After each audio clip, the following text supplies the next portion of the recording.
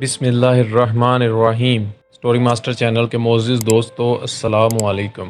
مدینہ کا بازار تھا۔ گرمی کی شدت اتنی زیادہ تھی کہ لوگ نڈال ہو رہے تھے۔ ایک تاجر اپنے ساتھ ایک غلام کو لیے پریشان کھڑا تھا۔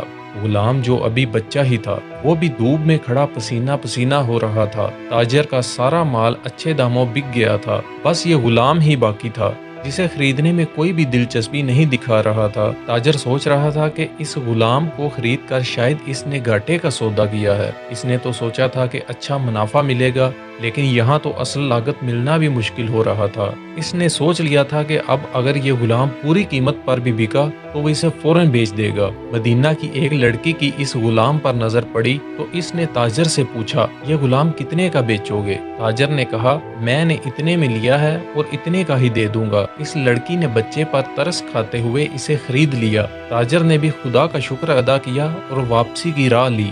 مکہ سے ابو حذیفہ مدینہ آئے تو انہیں بھی اس لڑکے کا قصہ معلوم ہوا۔ لڑکی کی رحم دلی سے متاثر ہو کر انہوں نے اس کے لیے نکاح کا پیغام بھیجا، جو قبول کر لیا گیا۔ یوں واپسی پر وہ لڑکی، جس کا نام سبیتا بنت یاد تھا، ان کی بیوی بن کر ان کے ہمراہ تھی، اور وہ غلام بھی مالک کے ساتھ مکہ پہنچ گیا۔ ابو حذیفہ مکہ آ کر اپنے پرانے دوست عثمان ابن عفان سے ملے تو انہیں کچھ بدلا ہوا پایا اور ان کے رویے میں سرد مہری محسوس کی۔ انہوں نے اپنے دوست سے استفسار کیا کہ عثمان، یہ سرد مہری کیوں؟ تو عثمان ابن عفان نے جواب دیا کہ میں نے اسلام قبول کر لیا ہے اور تم ابھی تک مسلمان نہیں ہوئے، تو اب ہماری دوستی کیسے چل سکتی ہے؟ ابو حذیفہ نے کہا، تو پھر مجھے بھی محمد صلی اللہ علیہ وسلم کے پاس لے چلو اور اس اسلام میں داخل کرو جسے تم قبول کر چکے ہو۔ چنانچہ حضرت عثمان رضی اللہ تعالیٰ عنہ نے انہیں نبی کریم صلی اللہ علیہ وسلم کی خدمت میں پیش کیا اور وہ کلمہ پڑھ کر دائرہ اسلام میں داخل ہو گئے۔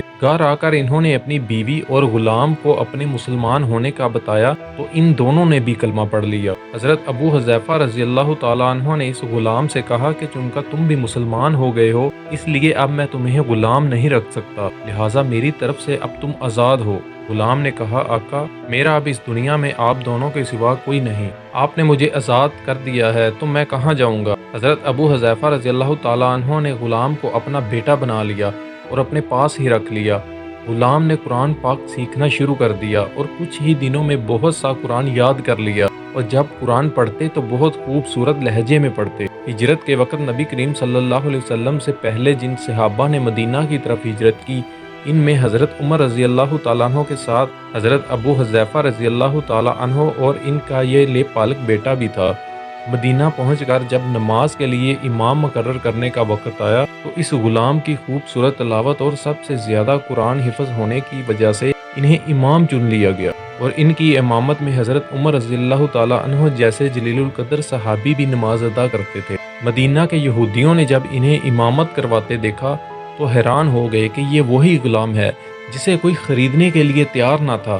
آج دیکھو کتنی عزت ملی ہے، مسلمانوں کا امام بنا ہوا ہے۔ اللہ پاک نے انہیں خوشگلو اس قدر بنایا تھا کہ جب آیات قرآنی تلاوت فرماتے تھے تو لوگوں پر ایک محویت طاری ہو جاتی اور راہ گیر ٹھٹک کر سنتے تھے۔ ایک دفعہ ام المومنین حضرت عائشہ رضی اللہ تعالی عنہا کو رسول اکرم صلی اللہ علیہ وسلم کے پاس حاضر ہونے میں دیر ہو گئی۔ آپ نے توقف کی وجہ پوچھی تو بولی کہ ایک قاری تلاوت کر رہا تھا، اس کے سننے میں دیر ہو گئی، اور خوش الحانی کی اس قدر تعریف کی کہ حضرت صلی اللہ علیہ وسلم خود باہر تشریف لے آئے۔ دیکھا تھا وہ بیٹھے تلاوت کر رہے تھے۔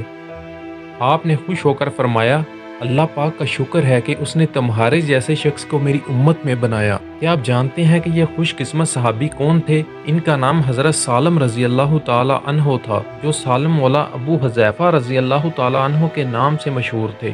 انہوں نے جنگ موطا میں جام شہادت نوش کیا۔ اللہ کی کروڑ رحمتیں ہوں ان پر، آمین، الحمدللہ رب العالمین۔